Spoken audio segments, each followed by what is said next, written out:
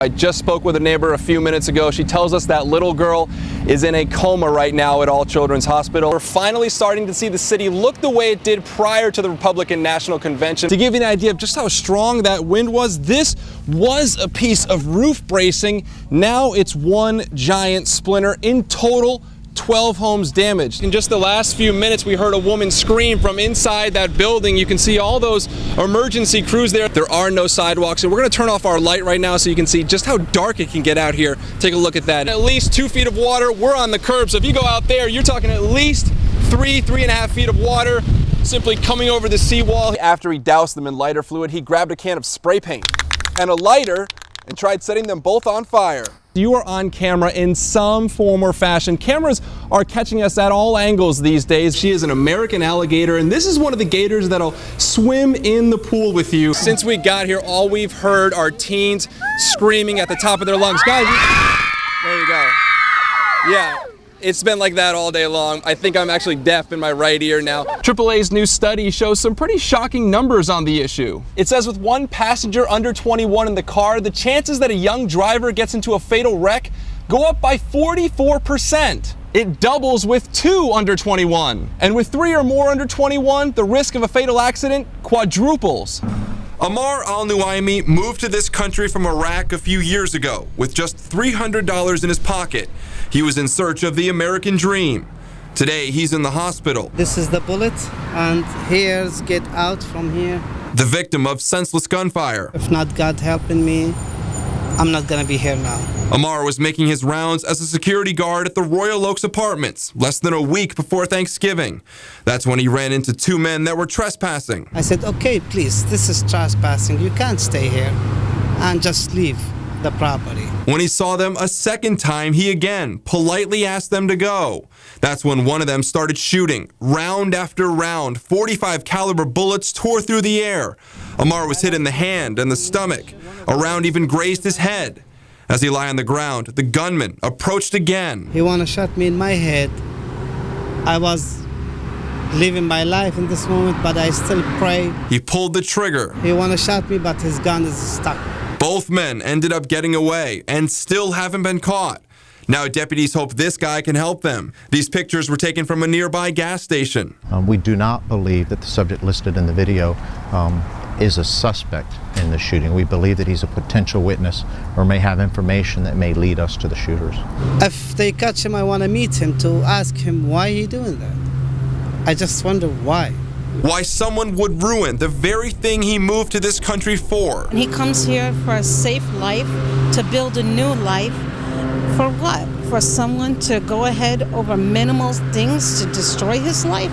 Ammar's hand will need a couple surgeries and at least 6 months to heal, and doctors told him it may never be the same again. Those women really take their time. They have no regard for anybody else's property. What they don't know, though, is they are caught on camera, and now the Hillsborough County Sheriff's Office right here, they're looking for them. How would you feel if this were your car? This is home surveillance video of a car break-in inside the Somerset subdivision in Valrico over the weekend. 2 women are caught on video showing no remorse for stealing other people's property. Oh my God, this is unbelievable. She's spending a lot of time out there. Leonard Woods lives just a few doors away. His wife's car also broken into by the same ladies. They nabbed a Louis Vuitton bag. We showed him the surveillance video, and like most folks, his blood boiled. It's a violation of my privacy. It's a violation of my personal belongings. At least half a dozen vehicles were broken into. They were all relatively close to each other, most on Summerhouse Drive. iPods, money, and other loose items were up for the taking.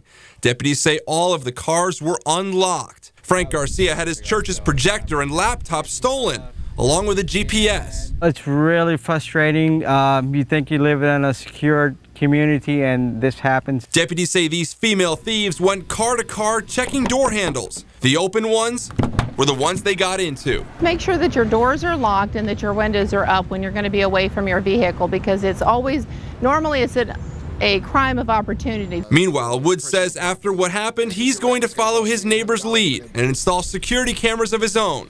peace of mind after losing pieces of property. I can't believe they spent that much time in another car, so I can imagine how much time they spent in my car. Now, of course, everyone we spoke to says from now on they will double and triple check to make sure their cars are locked. They said sometimes they didn't lock them because they felt like they lived in a safe neighborhood. Just goes to show you, this can happen just about anywhere. Go get him, buddy. In front of 2,200 of his classmates, junior Cameron Healy drills one of the most unforgettable shots in Bloomingdale High history. And what was the best part about it? Hear my name. Yeah, when they were cheering your name. Mr. Chad, want to come? Cameron is autistic, but through his disability, he's developed an uncanny talent for hitting half-court shots. It's become his hobby. He was invited onto the court as part of the school's pep rally Friday. After a few attempts, he nailed it. When he made it and you heard the student body explode, it was overwhelming. There were kids crying, teachers crying, everybody was overwhelmed. The half-court line is more than 40 feet away. Even for seasoned players, making that shot is incredibly difficult. But Cameron makes it look easy. When you see something like that, and you just are always reminded how special he is, how special they all are. Making it even more incredible was what that shot did for the entire student body, helping to raise awareness for the school's Special Olympic athletes. It really unified this campus in a way that I'm not sure anyone could have done other than Cameron. I'm going to take a nap with my mama. You can just tell that people are bonding with him, and then it's just a really special place. A special place where Cameron can grow and others can learn from him. Life lessons worth far more than 3 points. How that building was impacted by one event and by one kid and what he was able to do for 2,200 students is extremely powerful. Josh Cascio, Fox 13 News. What could be more macho than brawny guys working in a warehouse? Brawny guys working in a warehouse sporting mustaches, of course. I got a mustache for the Movember campaign. You heard him right. November has become Movember. It's a growing campaign where men sprout stashes to raise money and awareness for prostate and other cancers affecting men.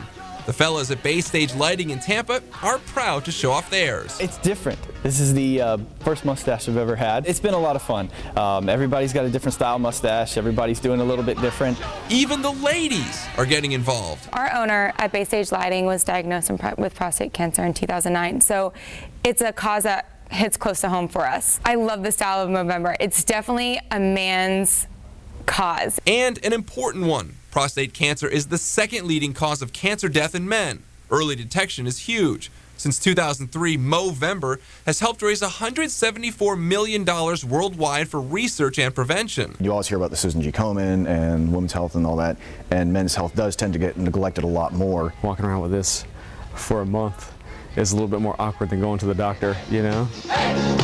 Not to mention, it's pretty cool, depending on who you ask. I've heard some women say, he's got a nice mustache over there, and so, me personally, not a big fan. Lucky for her, the campaign only lasts till the end of the month, but like these guys say, there's always next year. Do you feel more manly having a mustache? It's just a sense of pride. The only hard part about doing this story is the fact that I personally can't grow a mustache. The hair just doesn't come in for me. Apparently, I'm not man enough, but I can always dream. I'm a man. A manly man. Josh Cascio, Fox 13 News.